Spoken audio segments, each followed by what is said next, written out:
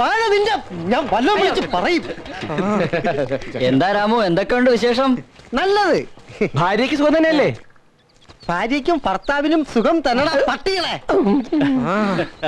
അത് പോട്ടെ, നീ കളി. എന്നാ